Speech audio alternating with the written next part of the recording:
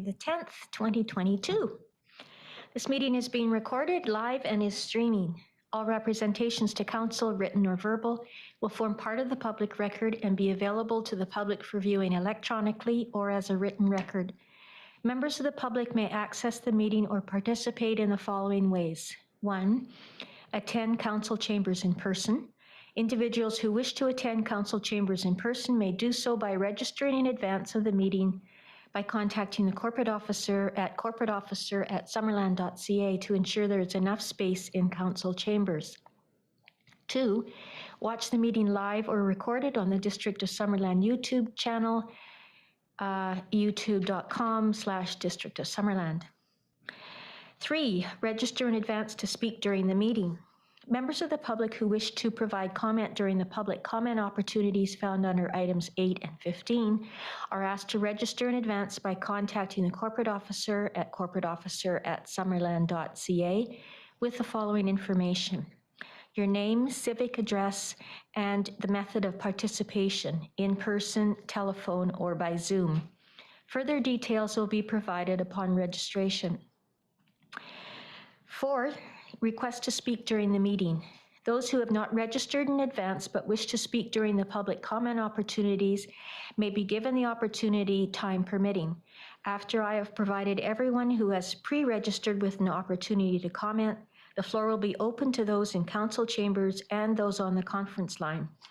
The conference line can be accessed by dialing 778-907-2071 and entering meeting ID 506-489-9374 and passcode 485186. Corporate Officer, any late items to introduce? Thank you. Council approval of the agenda, please. Councillor Van Elfen and Holmes, all in favor?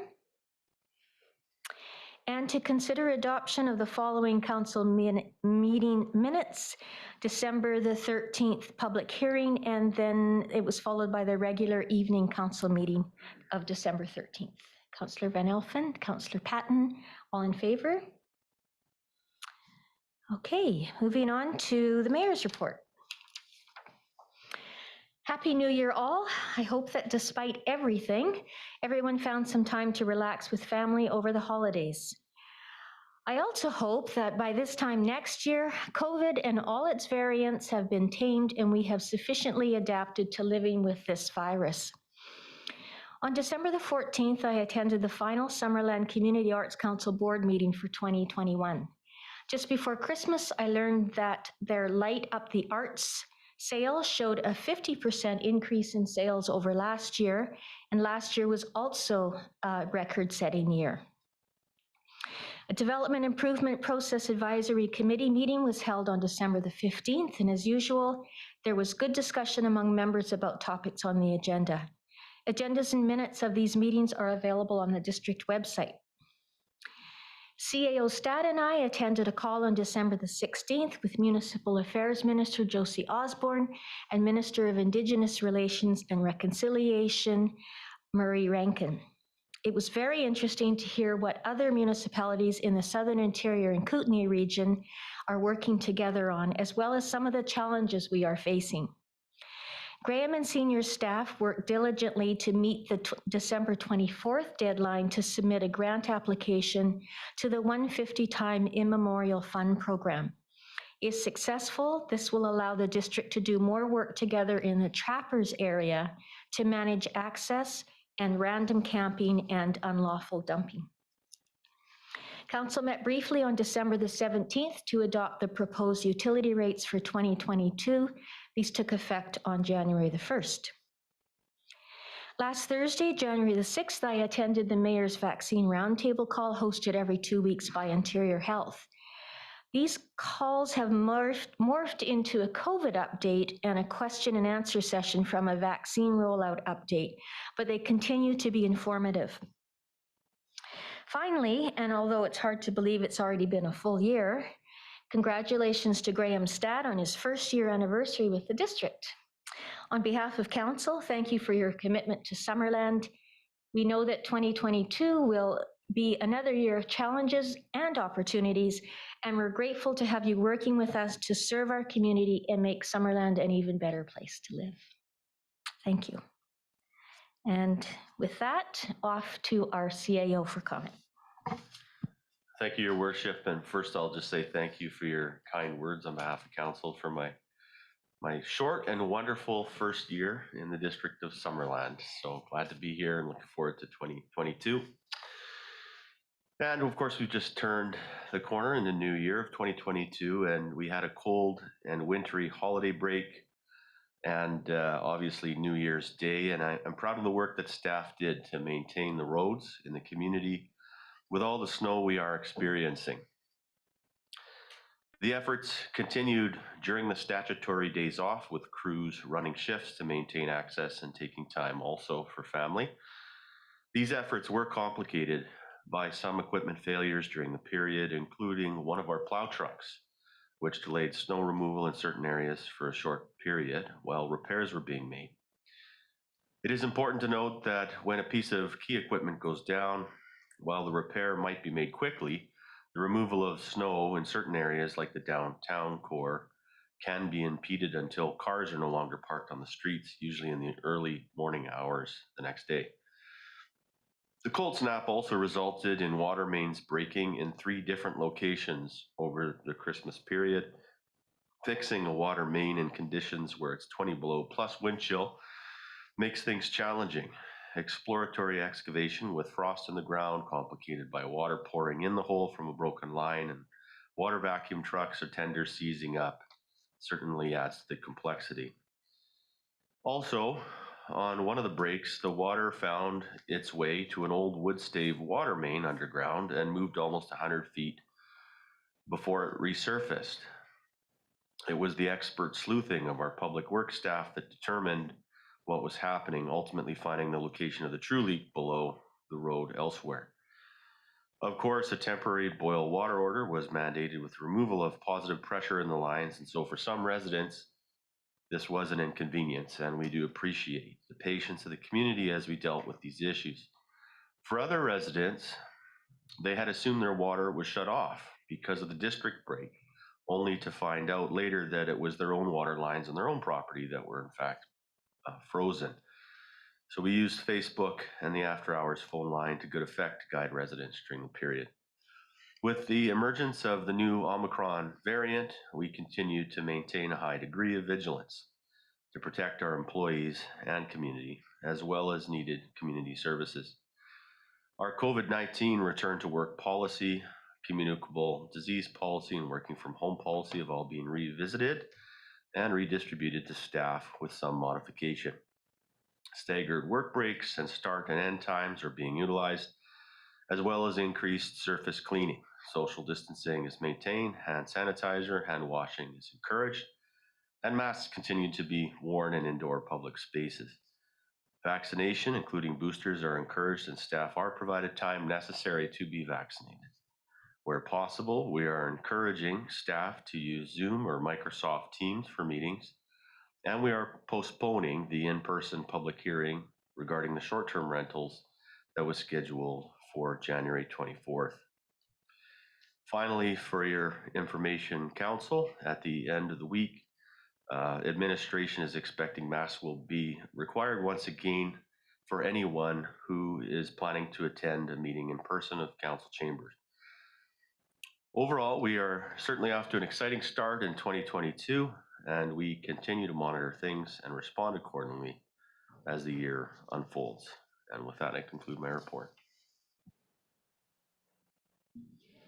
Any questions of Graham on his report?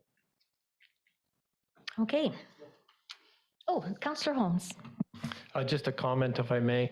One of the water main breaks was actually right in front of the house of a friend of mine, and he was telling me how he couldn't believe staff were out there all night throughout the night to get it fixed. And I think most people, are quite amazed about the work that goes into in a situation like that. And so he was impressed, and he passed that on to me. So I'm just passing it on to you. So thanks. Great. Thank you, Councillor Holmes. That's nice to hear. And it's nice of you to pass it on to Graham, who can disseminate it to staff who were out there freezing themselves. I could say something else, but I won't. Chance for public opportunity, number 1. Is there anyone taking that opportunity? No.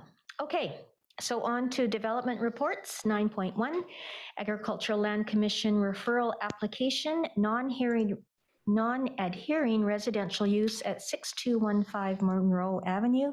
And this is for Joanne. Yes, thank you, Madam Mayor. I'm just pulling up the presentation right now.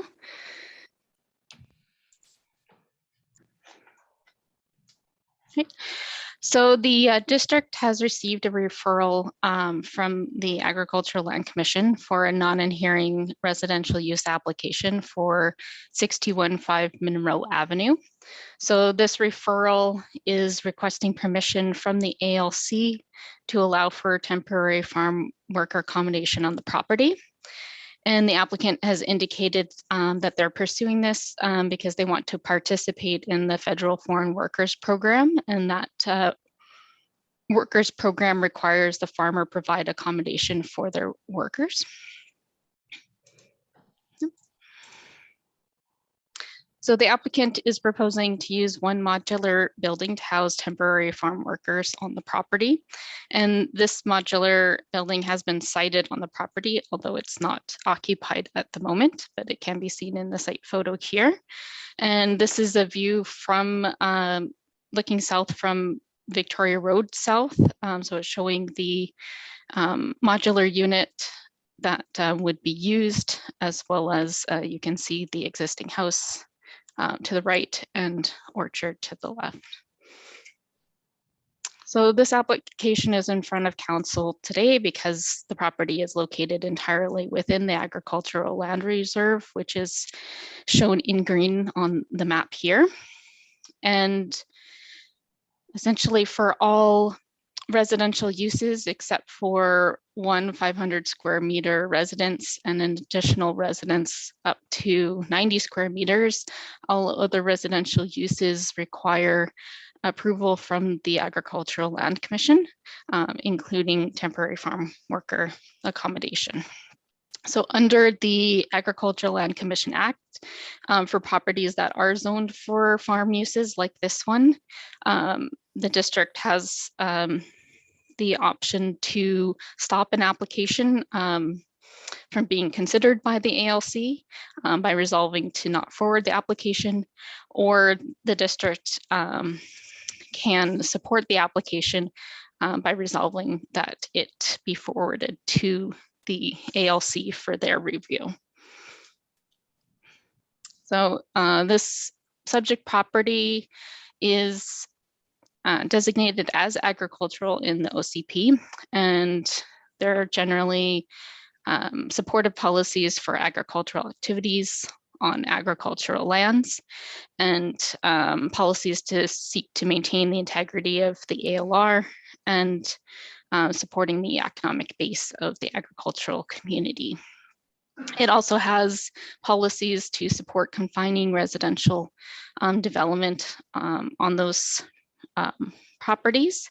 And this application is seen as one where the residential use is intended to support the farm, and the temporary farm worker housing is also being located within the farm home plate, which is seen as a way to confine residential development on the property, and also as a benefit locating it in an area that is away from the existing orchard.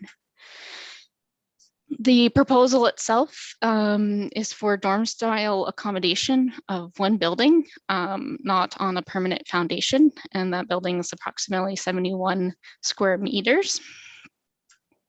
And just looking at the floor plan, it's essentially 4 bedrooms with a bathroom attached to each individual bedroom, and then there's one small heating room and mechanical room, and there's no kitchen facilities in the unit, which meets the district's definition of temporary farm worker accommodation where we prohibit cooking facilities within those buildings.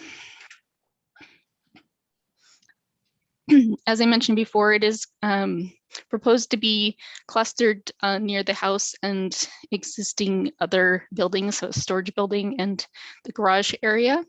And no removal of fruit trees are being proposed in order to be able to site that building.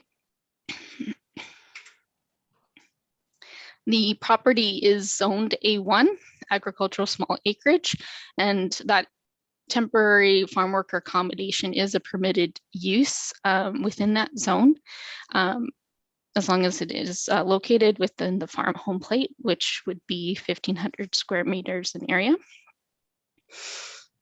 And in terms of zoning requirements, it would comply with our zoning. It's sited on a property that has a lot area over 2 hectares of arable land. It has farm status. It's being located within the farm home plate, and it would meet the building requirements in terms of maximum size and other specifications, which include not having a basement and a maximum bedroom size for each of those. And just to note that if the ALC application was successful and a building permit was applied for as part of the process, a zoning requirement is to require a restricted covenant be placed on title to limit the use of the building to farm worker housing. And that would just be required at the building permit stage. We did provide further internal comments to the applicant, most of those applying to the building permit, which would be required in terms of that building needing to meet BC Building Code or an alternative standard, the details of which would be looked at later should the ALC application be successful.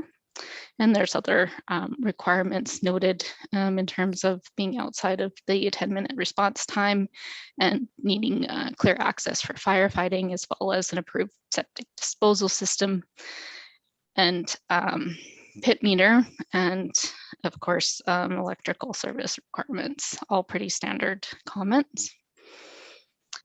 This application was reviewed by the Agricultural Advisory Committee, and the AAC was generally supportive of the application, but they did list a couple of items of concern, mainly comments about that particular area in terms of the high water table and marshy conditions and additional septic systems being placed in that area. And also a bit of concern more for the applicant than for the application in terms of having a successful application for the federal foreign workers program without identifying cooking facilities on their application.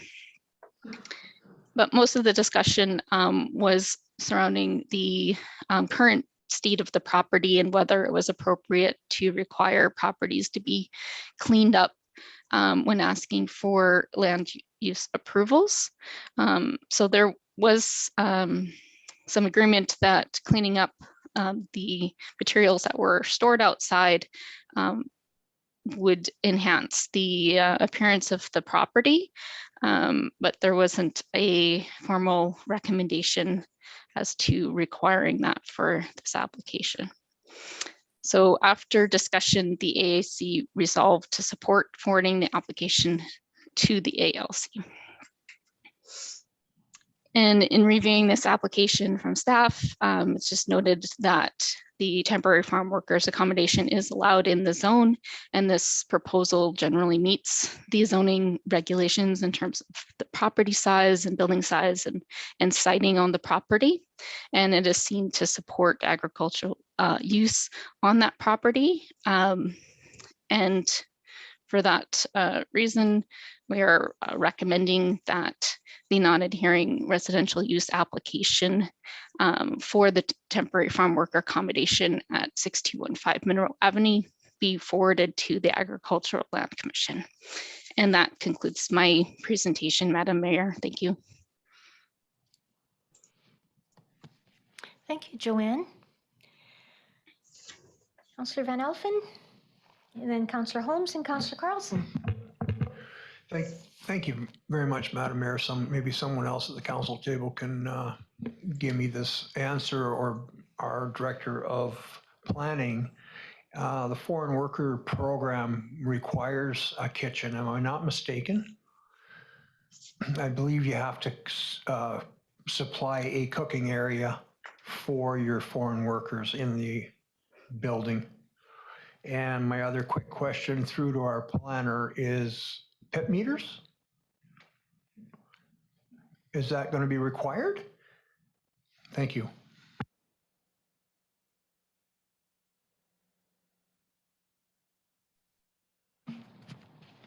Please go ahead, Brad. Yeah, thanks.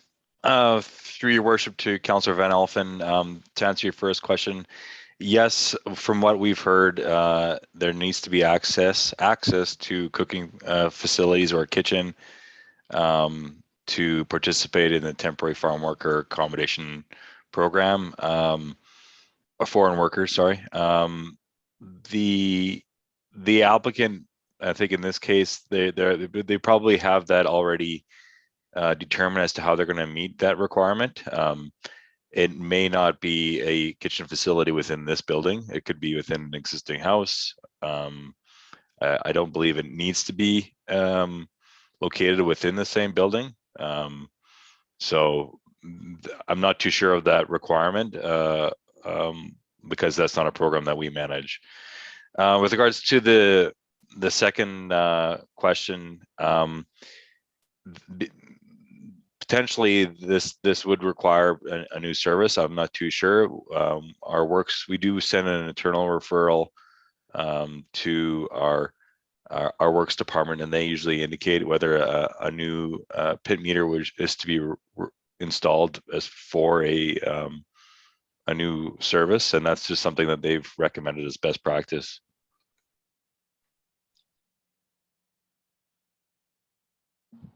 Councillor Holmes. Thank you. I was going to ask about the cooking facilities as well. And, you know, so we basically say you can't have them, and the ALC says you have to have them. And this has come up before, and I thought we were discussing at one time aligning our bylaw with the ALC's new regulations regarding that. But we've is that something we've looked at or looking at? Does anybody else recall that? No.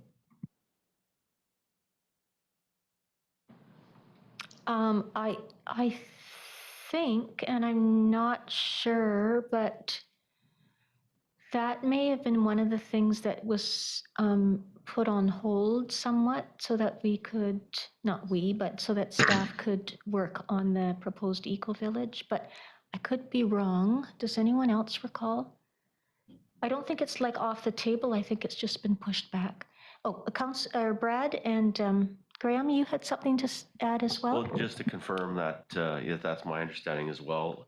And we took that and put it on pause in order to accommodate the eco-village priority. However, council also further directed at a subsequent time that we should pick up the element of the second dwelling, get alignment there as a key priority piece with the ALC. So we're focusing on that timing, probably end of April, early May, to come back to council on that piece of it. But the broader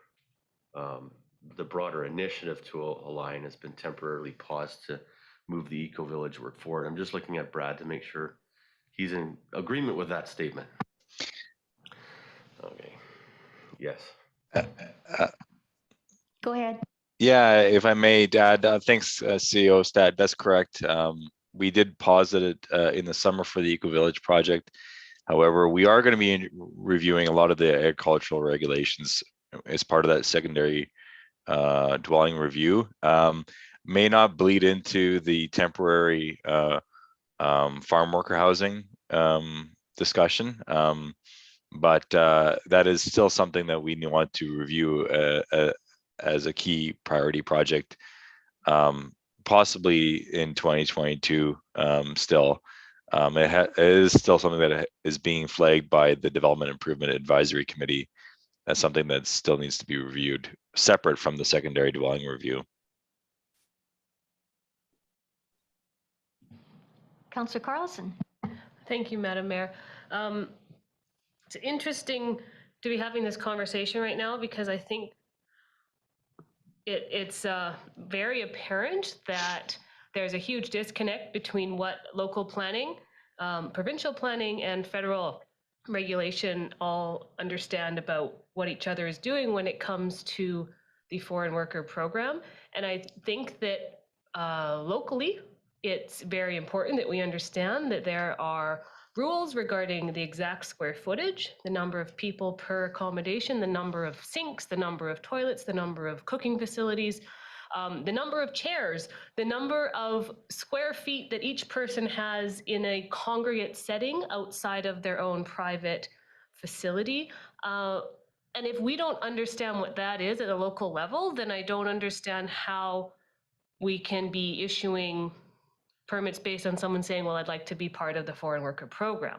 Because the province doesn't even make these rules. It's the federal government. There's a list, there's a checklist, an inspection list that is available to anybody that wants to see it. Anybody in the whole world can see what it is that the farmer must provide for these workers, and what is being presented does not meet those requirements. That maybe it isn't our responsibility right here in Summerland to determine if someone can live legally and use that facility legally as a foreign worker facility, but this is where it's all started, right? If we have a rule in place that says we have to say whether or not this can go forward for that program, then we need to make sure that if we say it was allowed, then it actually meets that rule, I think, because no one else is going to, I just don't know who else is going to go and check.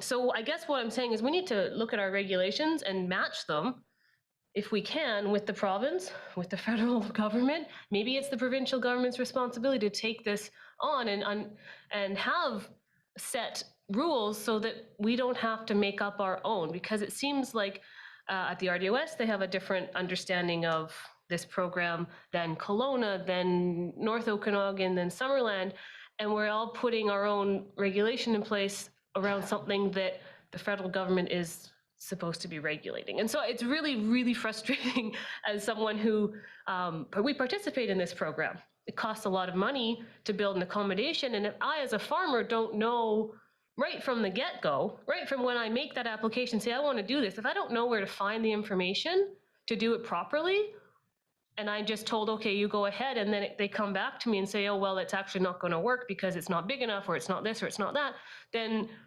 somewhere something's missing. And I find that extremely frustrating. And so I'm just, I guess the question is, how do we allow something like this to go forward without, while we know that it's not going to meet the requirements for the program that they say it's going to meet? I'd like them to be able to participate in the program and to be part of the program, but how do we, as local government, ensure that they aren't going to go far down this road and then be turned away when they get a year down the road and realize they didn't build it properly?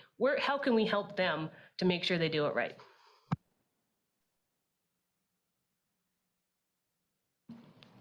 Do you want to answer that question, Brad? Well, there was a lot in there. But I can take a crack at that. Yeah, through your worship to Councillor Carlson, I think a lot of your points are accurate. I think a lot of local governments, and this is true of lots of things, including cannabis regulations. There's different rules for ALR versus federal level versus local level. Is another good example for that. And I think that there is a certain amount of risk that the landowner has to take on for determining all of the regulations themselves. And unfortunately, you know, there isn't going to be full conformity. The ALC's perspective is different than the federal government's perspective. The ALC is worried about the use of the land and protection of the land itself versus for the federal level. It's a different type of perspective. So I think it's complicated. I think we can do as much as we can at the local level to ensure our zoning bylaws is aligned with both the federal and provincial level. which, it would be a key goal of our review project that is planned to be occurring this year. But at the same time, there should be some risk put on the landowner to do their own research, ensure that what they're proposing is going to be satisfactory for a different government level program, because our bylaw, it doesn't include only foreign workers. It could be temporary farm workers from Quebec, as an example. It doesn't have to be foreign workers to put a building up on your property for farm workers for temporary reasons. So hopefully that helps. Thank you. So just very brief this time. So in a situation like this, in order to qualify and participate in the program, there must be kitchen facilities provided. We have a bylaw that says that's not allowed, although we have farm worker accommodations in this town that have kitchen facilities, because I'm pretty sure we amended that bylaw. But maybe I'm wrong. Maybe we gave a variance. So if this landowner or this applicant came forward, could they get a variance to build a kitchen in this facility? Yes, they could do that as well. Yeah.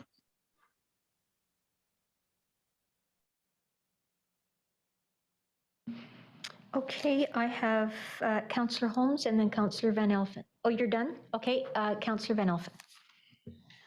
Thank you, Madam Mayor, and I appreciate Councillor Carlson's concerns and questions and comments. I have people that I know that are participating in the Foreign Farm Workers Program, and it is down to 6 knives, 6 spoons, 6 plates, 6 bowls, 6 cups. And I guess the farmer's going to find out when inspection time comes. When the inspector goes through and says you only have enough room for X amount of people. So I guess, some onus has to be put on the applicant. But yeah, it's federally inspected and they have to go by the rules. But like as our planner says, it could be local Canadian workers coming in there too. So we don't know exactly, but to qualify for the foreign worker program, it is pretty regimented inspection process. Thank you. Other questions? Councillor Barton. Yeah, my first thoughts were that, yes, everybody, and certainly an applicant who's this far down the road making an application to the ALC should be aware of that requirement. So it makes you wonder, well, maybe they actually have alternative uses for that. And I guess if they can have non-foreign workers there temporarily and meet our bylaws, well, then it doesn't matter that they have alternative uses or backup use, you might say. But I'm wondering if it looks like it would accommodate at least 4 workers. Do you need 4 workers on a 10-acre piece of land? Is there a requirement with the foreign workers to have all those workers on your property and not say stay on your property and then go, rent it out and then work it around town? Does anybody help me with that one? And the other question, no, that's an early question. Okay, we'll go to one of 2 farmers, or Thank maybe you. 3 farmers now. Thank on you, the Madam council. Mayor. Councillor Van Elfen. Just through to my colleague across the room here, that they may lease or may have other properties. This is just their home plate. This is their home farm, and they may have several other acreages plus leases and what have you, but this is where the farm workers will be accommodated. And they may work at all sorts of different farms that they own. Thank you. But if they work for a farmer that they're not legally allowed to work for, they will all get in big trouble. So if I hire people to work at my farm for my company, I must remain their only employer unless they transfer through the federal program to a different farm.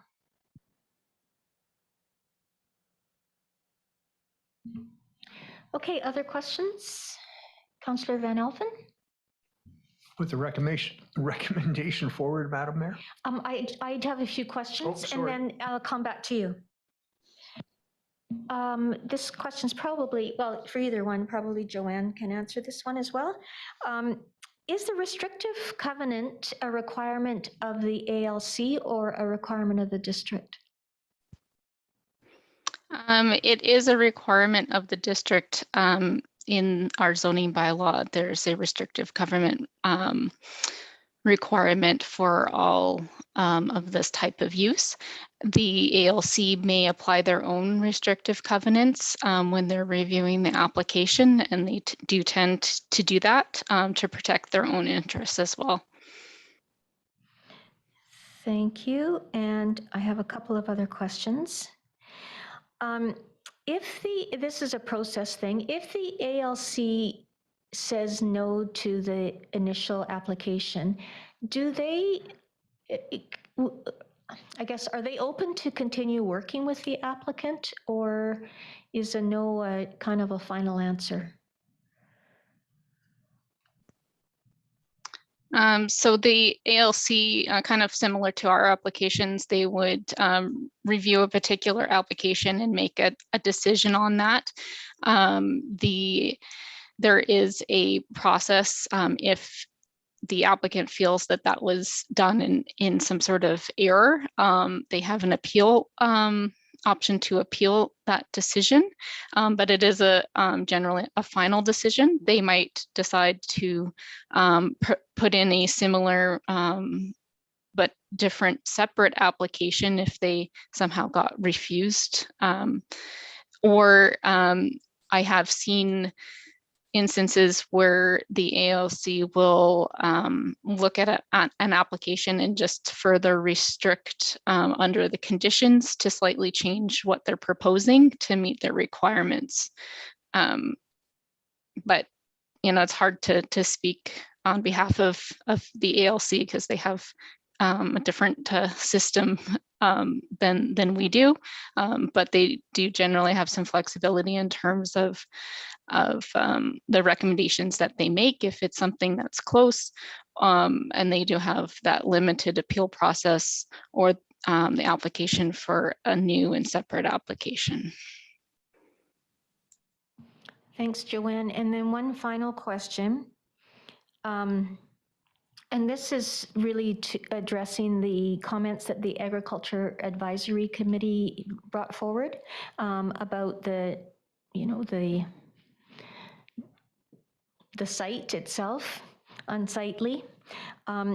If the application is approved, does the district have any role through, the Good Neighbor Bylaw or another bylaw or policy to, have the property less unsightly? Is there anything there as maybe part of the building permit? I don't know. Brad, thank you. Yeah, thanks for the question there, Your Worship. The Good Neighbor Bylaw and the untidy and unsightly provisions within it can be enforced at any point in time. There's no trigger with regards to a development that states that you would need to clean up your property in order for the development to be approved or something like that within our zoning bylaw or within our building permit, our building regulation bylaw. But definitely we work with landowners when they come in to deal with any outstanding enforcement orders that are on their property. If there are concerns with our bylaw enforcement staff of a potential application coming forward, we ensure that the applicant's aware of it, and as well that you're aware of it before making any decisions of it. And we generally try to clean things up as we become aware of them. In this case, for this specific property, we are aware of a number of untidy and unsightly properties throughout town. We've got a program to try to address them, and for this one, I don't believe we've got a complaint on file right now with this one. So I think we have other more pressing areas where there are repeated complaints happening for untidy, unsightly areas of certain properties. So Our bylaw enforcement staff definitely prioritize which properties they're targeting for untidy and unsightly, because it is a complicated enforcement process to clean a property up. And I'll report what we've done to date in one of my agenda items tonight for untidy and unsightly. Great, thank you. Councillor Carlson. Thank you. Just wondering if you can confirm that it's in the zoning bylaw 7.13, temporary farm worker accommodation, that is the rules regarding what can be built? Am I in the right place? Okay, so there is nothing in the consolidated December 2020 version regarding not being allowed to have kitchens. And so I'm just wondering if we can get some clarification on where our current bylaw states that you're not allowed to have a kitchen, because I think we changed that, and I might be wrong, but I'm pretty sure we changed that. And so I'm wondering if you can find it for me, please. Joanne? Yes, so under the definition of temporary farm worker accommodation, it means a use within a building designed specifically for seasonal farm workers to live in for short periods of time during the harvest season. And buildings constructed for this use must contain sleeping facilities and may contain washroom facilities, but may not contain cooking facilities. So it's stated on page 2-20 under the definitions. Just to go a little bit further then, if you do look at actual 7.13, under 7.13.2, there is bullet point B, C, and D, and it would appear to me that bullet point A used to be there and has been removed. I would suggest it likely has to do with kitchen facilities. But maybe you can find that in your search somewhere, because I truly think that we need to, if that is a thing, then we need to I will bring forward some sort of notice of motion later in this meeting to make that amendment to our bylaw. Thank you.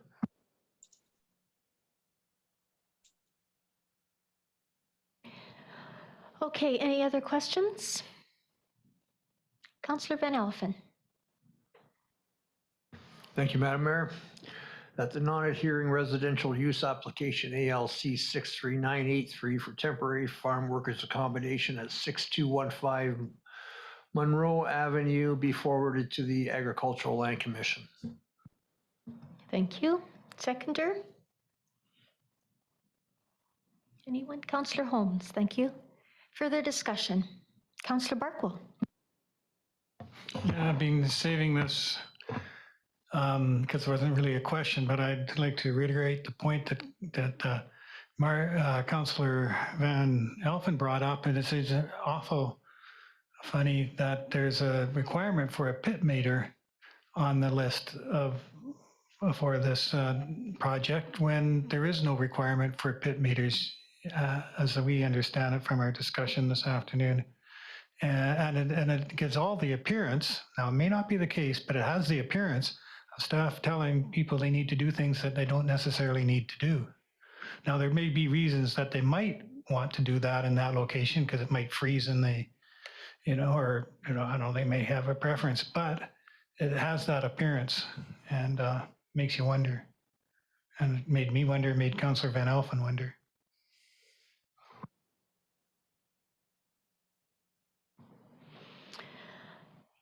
Any further discussion? I'll call the question. All in favor? And none opposed. That carries unanimously. Thank you. 9.2, zoning amendment bylaw number 2021-47 for 19265 and 19267 Lakeshore Drive.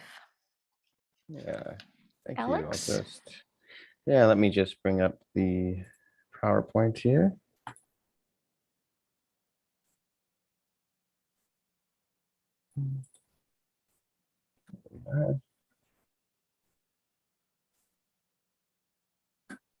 Alrighty. So an application has been received for a site-specific text amendment at 19265 and 19267 Lakeshore Drive in order to allow for a lot line adjustment subdivision. The site-specific zoning designation seeks to reduce the RSD1 residential medium lot minimum subdivision and siting regulations applicable for the subject properties. The lot line adjustment will ultimately allow for the demolition and reconstruction of 2 new single detached houses. The subject properties are located in Summerland's Crescent Beach neighborhood and both currently accommodate small 1-story cottages. The lot line separating the 2 parcels is positioned such that one parcel is considerably larger than the other. The current orientation of the parcels makes redevelopment on the smaller lot quite difficult. The properties are also adjacent to Okanagan Lake, which adds another layer of complexity to development. Issuance of a watercourse development permit by the district will be required prior to any land alteration taking place. The property owner's plan is to complete the boundary adjustment to create 2 equally sized lots that will allow for 2 modest sized single detached homes of approximately 1,400 square feet in floor area. So external referrals were sent out to required agencies for this application. As the properties are adjacent to Okanagan Lake, a referral was sent to the Ministry of Forest Lands, Natural Resource and Rural Development. They noted that there may be limitations to dock installation on the newly created lots. Further, it was noted that there may be limitations, further, it was noted that if there is any work in or about the stream, in this case, meaning the lake, they will require a Water Sustainability Act. So just things like retaining walls are quite common in this area. So if there's an application for that, that would be triggered. Fortis Gas also noted that there is a previously recorded archaeological site in proximity of the subject lots that may require additional review from Fortis BC Energy archaeologists and may result in potential delays to works completed by Fortis. District staff were also aware of this previously noted archaeological site. And as such, we did refer the application to the Ministry of Forest Lands, Natural Resource and Rural Development Archaeology Branch. According to provincial records, there are no known archaeological sites recorded on the subject properties. However, a provincial heritage permit is not required prior to commencement of land altering activities in this case. However, if archaeological material is encountered during the development, all activities will stop and the archaeological branch must be contacted. So this application was considered by the Advisory Planning Commission on November 26th. Members did have some concerns about the construction along the lake, blocking view corridors, and the potential for setting precedent for smaller parcels with narrower widths. Ultimately, however, the APC recommended that the rezoning bylaw should be supported. At the discretion of the Director of Development Services, in accordance with the Development Application Procedures Bylaw, a developer-directed public information meeting was not required due to this zoning amendment involving less than 2 additional dwelling units. So the existing zoning designation for the 2 properties is RSD1, residential medium lot. The zone requires a minimum lot area of 460 square meters and a minimum lot width of 12 meters to allow for subdivision to take place. The proposed lot line adjustment between the 2 parcels will not satisfy the minimum subdivision regulations for the RSD1 zone. As such, a site-specific text amendment to the RSD1 zone is being requested. The proposed amendment would allow for a minimum lot area of 364.5 square meters and a minimum lot width of 11.18 meters for both proposed lots in order to facilitate the lot line adjustment. Staff notes that currently the lot size for 19265 Lakeshore Drive North is already deficient of RSD1's subdivision requirements, as it is 247 square meters in area and only 7.6 meters in width.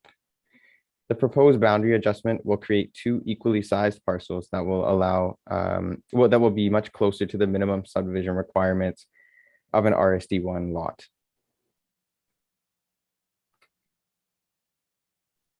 The proposed site-specific zoning amendment also includes a variance to the minimum required rear setback from 6 meters to 4.16 meters. For the properties that are bound by the road and lakefront, the lake-facing yard is interpreted to be the front yard, and the road-facing yard is interpreted to be the rear yard. As the properties are restricted by the approved riparian area setback in the front yard, the proposed rear yard setback reduction is being requested to provide adequate buildable footprint for small home development. The applicant gained Ministry of Forest Lands and Natural Resource and Rural Development approval of a hardship riparian area setback of 10.46 meters as shown on the plan from Okanagan Lake, given that both parcels are entirely covered by the standard 30-meter riparian area setback. Now, while reducing setbacks on residential properties is generally not encouraged, as it can disrupt from the form and character of a neighborhood, the variance proposed here is small and will allow for greater separation between the proposed homes and the lake. The riparian setback, sorry, I lost myself there. Yeah, excuse me. All other minimum setbacks required by the zoning bylaw on the property will be maintained, including the garage door setback of 6 meters will be maintained.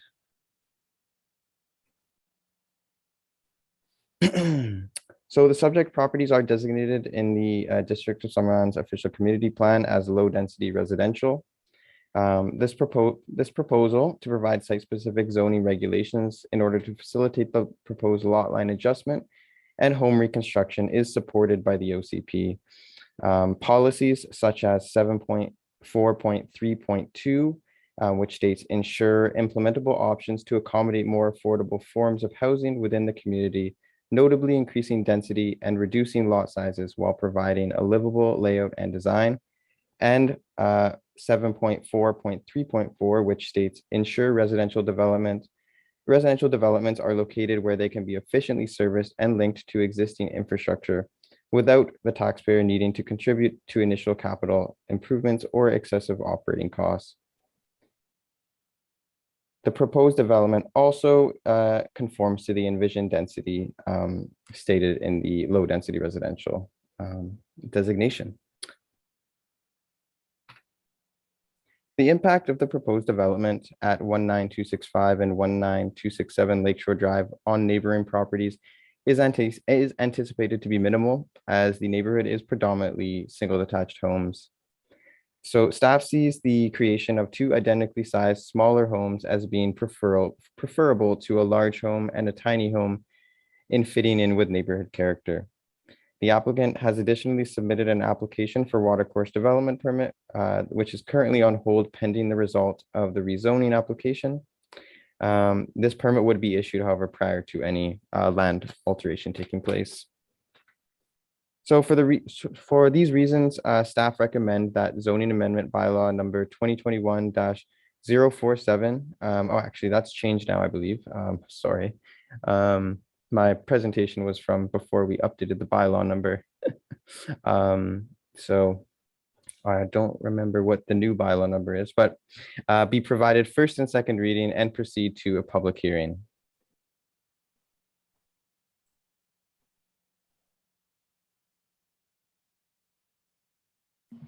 Thank you, Alex. Questions, council?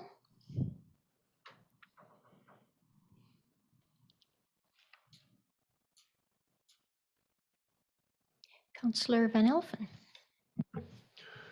I can put the resolution on the table, Madam Mayor, if there's no questions.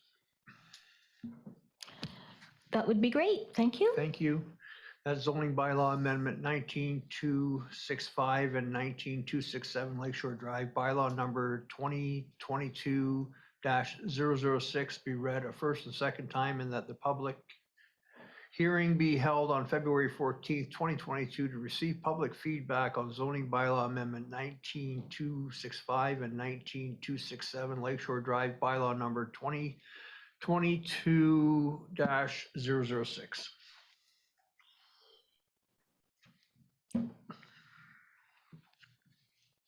Thank you. Councillor Holmes, you're seconding. Thanks. Any further discussion?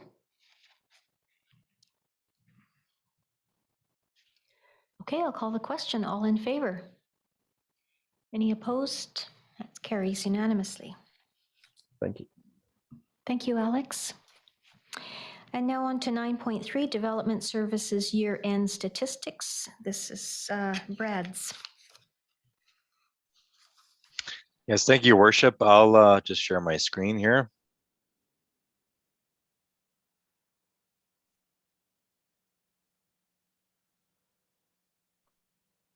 Okay. So I'm happy to be in front of council at the very start of the year, every year, to report the activities from my department area from the previous year, and I'm doing that right now for the 2021 year. We had a busy year, starting with planning applications. In 2021, we had a total of 94 planning and development applications, which compares to a total of 85 and 72 respectively for the years prior in 2020 and 2019. In 2021 specifically, we saw a reduction in the number of development variance permits applied for, which was a goal of the zoning bylaw review, administrative review we completed in the fall of 2020, was to reduce the number of variances being applied for. But we still have a significant amount of planning applications coming more on the higher and more complex side of the ledger, with rezonings and subdivisions being up from 2020 as well as from 2019. I also want to point out too that development permits are also up this year, the number of total development permits, and a lot of these development permits that we received this year were form and character related, and perhaps more related to new multifamily development that's projected to come online in 2022 for new development. For building permit activity in 2021, we had a total of $59,775,330 in construction value for the total of the year. This is an increase of 67% from 2020's value of $35 million. And as I presented previously, this is a record amount of construction value for the district of Summerland for one annual calendar year. In addition, a total of 203 building permits were issued in 2021, which is on average for the past 4 years, where we've had a bit of a growth period in Summerland over the past 4 years. Oops. For the calendar year as well, I further broke down the number of building permits based on building permit type. And there's a number of information we can gloss from that. Just starting with single family dwellings, in comparing the number of single family dwellings year over year over the last 5 years, we had a total of 41 new single family dwelling starts in 2021. That's on average, I would say, within the range of what we expect on an annual basis. You can see the previous years, we had a growth year in 2017 for the number of new home starts, a bit of a dip in 2019 and 2020, and then an increase in 2021. However, something that's a bit more recent trend is the number of multifamily residential units being brought online. You can see that in 2017 and 2018, we didn't have any new multifamily residential housing stock being added to our housing inventory. Starting in 2019, that was the Kelly Ave project, brought a total of 88 residential units, a few more in 2020, and then we had a total of 62 multifamily residential units. Primarily, those are coming from the Oasis condominium project. But in the past 3 years, we've had a larger uptick in the total number of housing units being developed within the community, which was a key goal. I as well, I want to mention from the affordable Summerland affordable housing strategy that was completed in 2017 was to diversify the housing stock. So we are making some strides in that regard over the last 3 years with the type of housing construction that's being built. For commercial and industrial and agricultural building permits, pretty much a status quo year over year in terms of new construction being added to the local economy. Commercial renovations are within the 10 to 20 building permit range, usually one on average new commercial building for the community, and then a range of about 7 to 15 agricultural buildings for the year. For building permit fee revenue, again, it's a record year for the amount of total revenue with the total as well construction value that we received this year. We received a total of $557,000, 236, which was a 39.6 increase in permit fee revenue from 2020. And in the past 3 years, I want to point out that we've had a consistently revenue above the $400,000 mark for building permits. For bylaw enforcement activity, the total number of traffic bylaw complaint files have increased substantially in 2021 in comparison to previous years.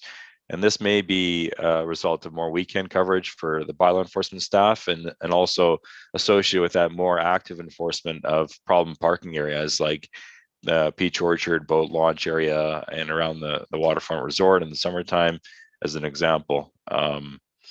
Down for this year were the number of business license bylaw complaints, and that was to be a bit of expected because there was no fee for business licenses, so there was no need to chase people to reclaim unpaid fees for their license fees for their business. For tickets issued, a total of 190 bylaw offense notices were issued by our bylaw staff for the year, with a total of 63 that are still remaining unpaid to the end of the year. And a subset of this, a total of 11 tickets were issued for dog control violations for primarily dogs at large. And then as well, looking at the calendar year for our dog control contractor activity, we provide a chart here. They had a total of 173 calls for service in 2021. Majority of these calls are for barking dogs or dogs running at large. There were a few minor dog attacks within the community, which we want to point out, but as well, they've done our dog control contractor provided some outreach activity in their calendar year in volunteering and donating food for the Summerland Food Bank within the community. To just sum up, 2021 was a record year for the District of Summerland for growth and construction activity. Staff projects that this growth trend will still continue into 2022. Summerland is still an attractive place to live and work, and this increases demand for housing, and the real estate market as well is definitely indicating that the construction activity will not be slowing down anytime soon. With that, I'm happy to take any questions. Councillor Barkwell.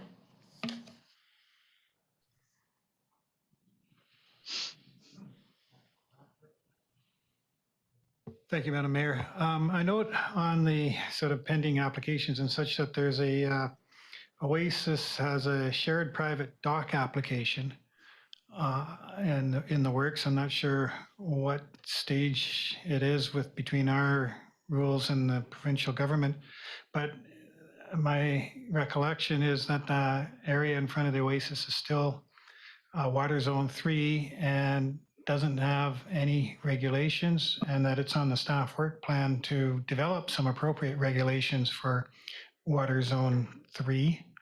Are we going to be able to deal with and implement some appropriate regulations for that zoning prior to receiving an application or dealing with this application?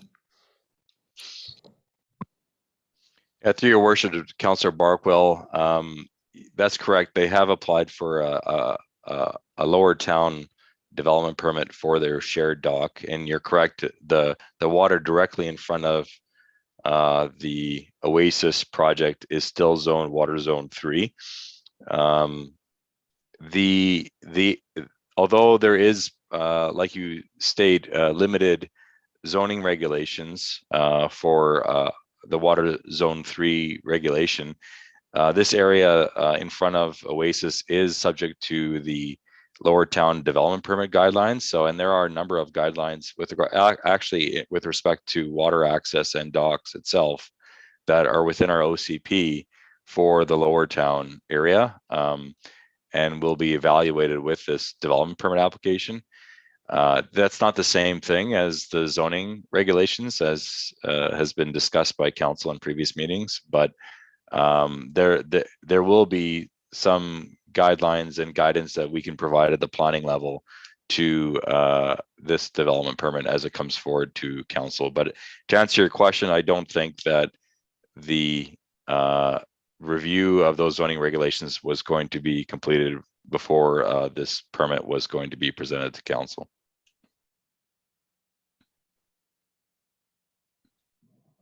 Councillor Patton?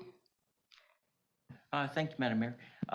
Brad, could you refresh me on what, in regards to Oasis again, can you just remind me what the construction value of the Oasis units were for 2021? Sure. Yep. We had 3 buildings there, all under a phased building permits under one overall permit. The overall amount was wrote 28 million. Excellent. Thank you so much. Yeah.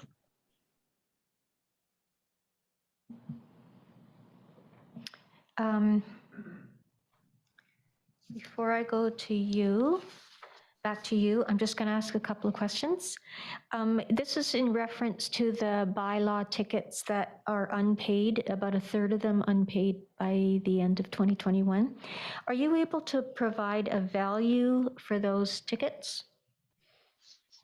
The unpaid tickets? That is something we could calculate for council's benefit if council asks us to provide back. It's not something I have at my fingertips. I would have to know each of the different individual fines that are still outstanding, and because we have various fines that differ depending on the violation. So we don't know the total amount outstanding, but that is something I can bring back to council at a future meeting. I don't want you to go to that extra. I mean, that's not a real productive use of your time. So for my benefit, please don't follow up. I guess the real point is there, or the real question is, are there avenues for recovery of those unpaid invoices? Yeah, that's a great question, Your Worship. The abilities of our bylaw staff to reclaim those unpaid fines are limited, I would say, in British Columbia. I used to work in Alberta, and it's a bit different type of system there, where if you don't pay your municipal ticket, it automatically converts into a provincial ticket, which then gets added to your driver's license, and you can't renew your driver's license until you pay your ticket. Unfortunately, that system isn't been developed in British Columbia. So we have a limited amount of options. We could seek our own collection agency, which some municipalities do, to collect on their behalf for unpaid tickets. We can put it on their taxes, I think, after a certain number of years, and I don't know the details of that process. Or we can rewrite the ticket as a long form information ticket, which is a provincial ticket. If it's a problem property that where there's a series of tickets. Unfortunately, that takes staff time, though, to go in front of a judge to get the ticket issued in for that option. So not a clear answer for you, but it is something that is a bit of an issue, I think, for bylaw enforcement across BC. Okay, thank you, Brad. Councillor Barkwell. Thank you, Madam Mayor. I have a follow-up question regarding the dock at the Oasis project. When the marina was discussed, there was first an application to the provincial government, and then somewhere down the road, which was not going to be a short road, there'd be a referral to the District of Summerland. For a private use dock, is it the process the same, or is it different, or could you describe the process? Because when we started talking about putting in regulations, there didn't seem to be any sense of urgency, although, you know, yeah. Thanks. Yeah, I can clarify that. So the initial proposal for the marina was to go in front of the lakefront, or sorry, the Racket Club's property, which was not subject to the Lower Town Development Permit area. So in that case, there was the WZ3 zoning in that location at that time, but there was not the development permit area within our official community plan that requiring the need for a development permit from the District of Summerland. And for that reason, the developer was solely just moving forward with an application to the province without involving the district, except for as a referral agency as part of the provincial process.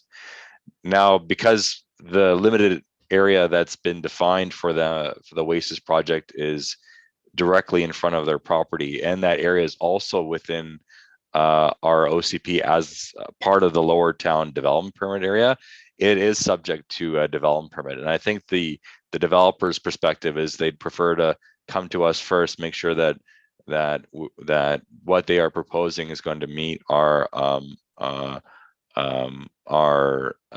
acceptance before submitting an application to the Crown.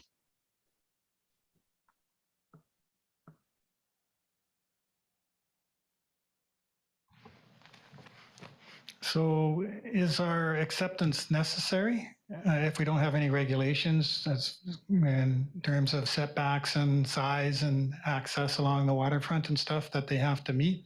Just, I guess, the development permit, whatever it says in the development permit area, which may be rather unspecific. That's correct. Yeah. So it would be the guidelines within the development permit, which we can hold them to account for, and those regulations do apply, and they would be required to get this development permit before constructing the dock in this location because of the development permit being in place over the water in front of their property.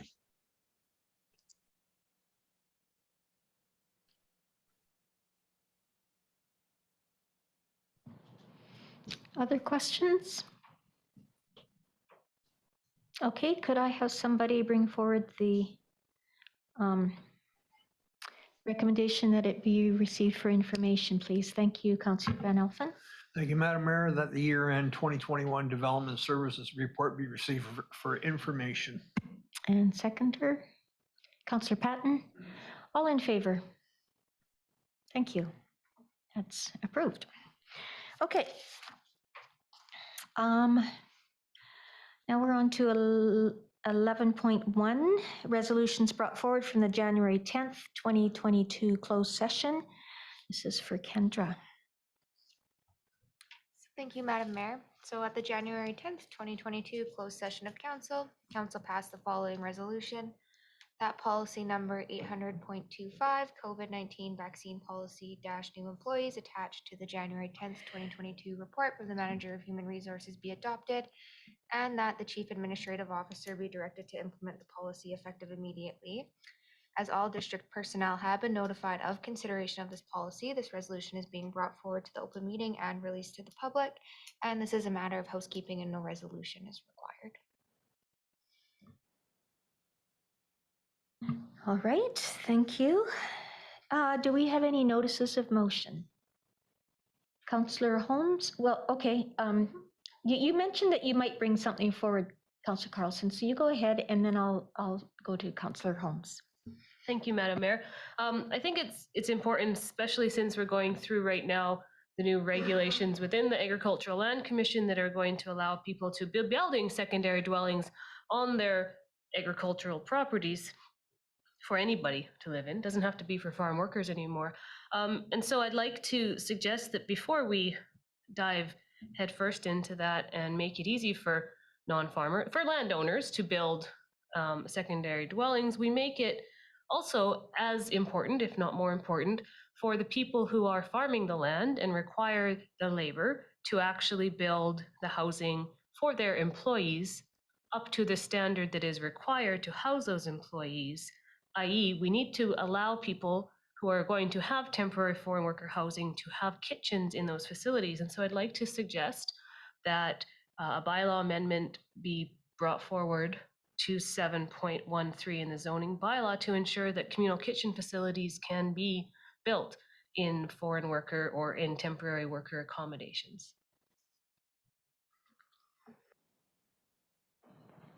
Okay, and then are you bringing that forward for a notice of motion for the next meeting then? I think there's some research to do to make sure we get this correct and done properly.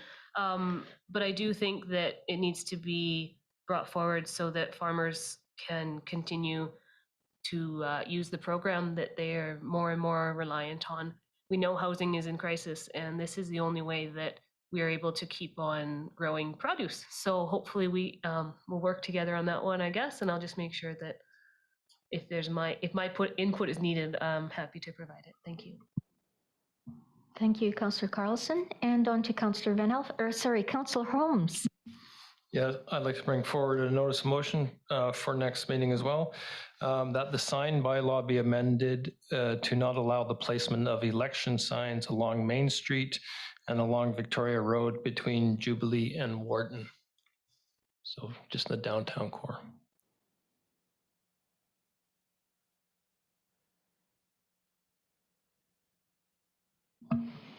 Okay. You have those both recorded, Kendra. Okay, great. Councillor Van Elfen. Thank you, Madam Mayor. Just a clarification, if I may, do we need seconders on these notices of motion? Sorry.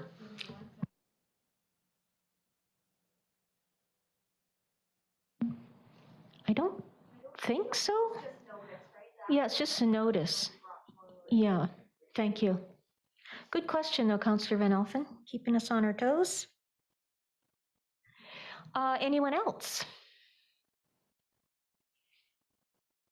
I'd like to thank both councillors for bringing them forward as notice of motions instead of surprising all of us around the table. That's much appreciated. It helps staff and it also helps us with our decision making. So thank you. Okay, we're on to correspondence. Quite a few pieces of correspondence today. Councillor Trainer, did you get your RDOS report updated? Okay, perfect.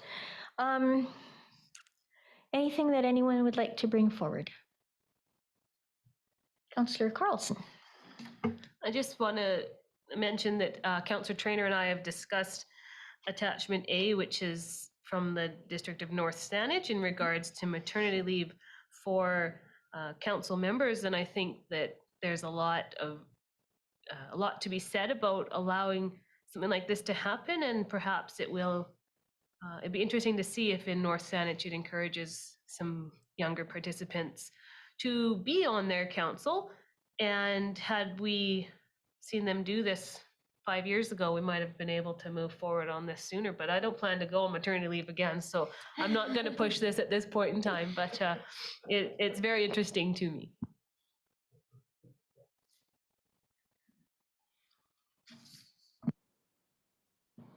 Anyone else?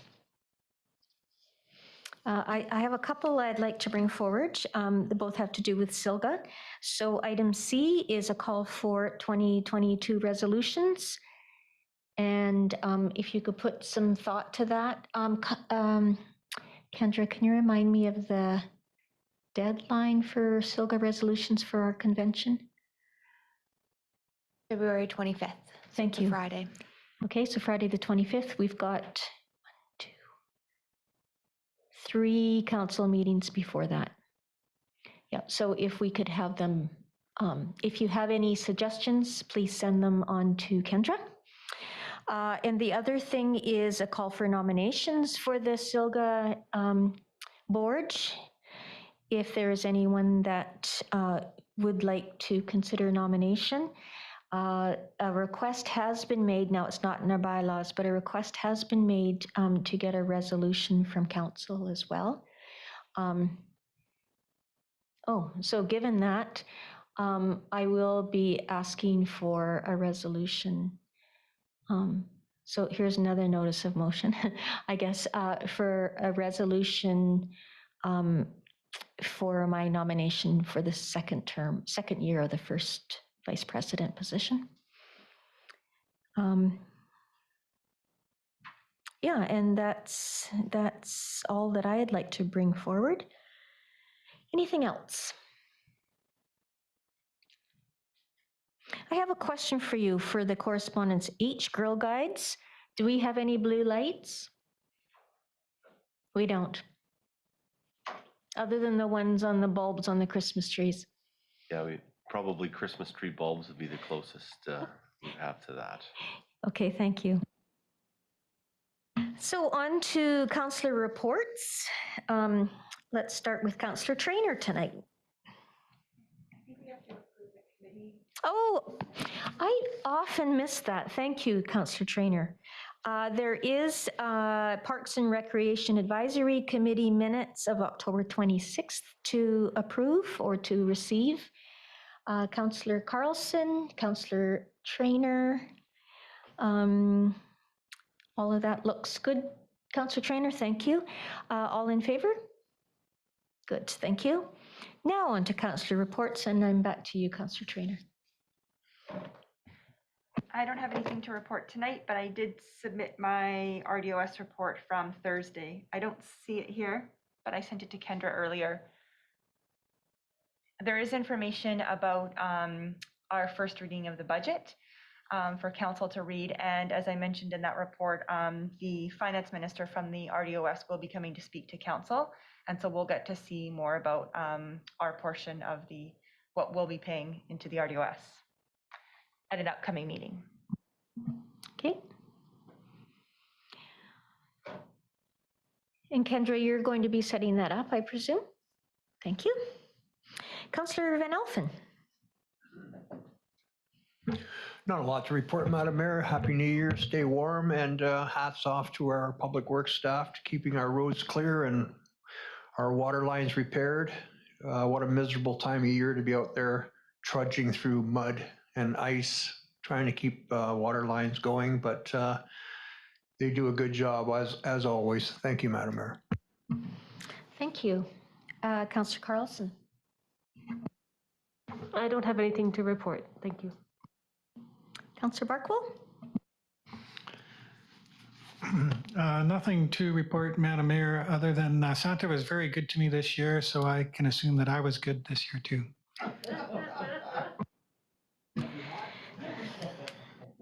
Well, we all know what the word assume means, right? Councillor Holmes. No report. Councillor Patton. Thank you, Mayor. I have no report tonight. Thank you, everyone. We'll have to check with Teresa and see what she thinks. But that's good to hear. Yeah. Oh, okay. Anyone interested in chatting with us, Kendra? Okay, I'll call for adjournment of the meeting. Councillor Van Elfen, Councillor Patton, all in favor? Thank you.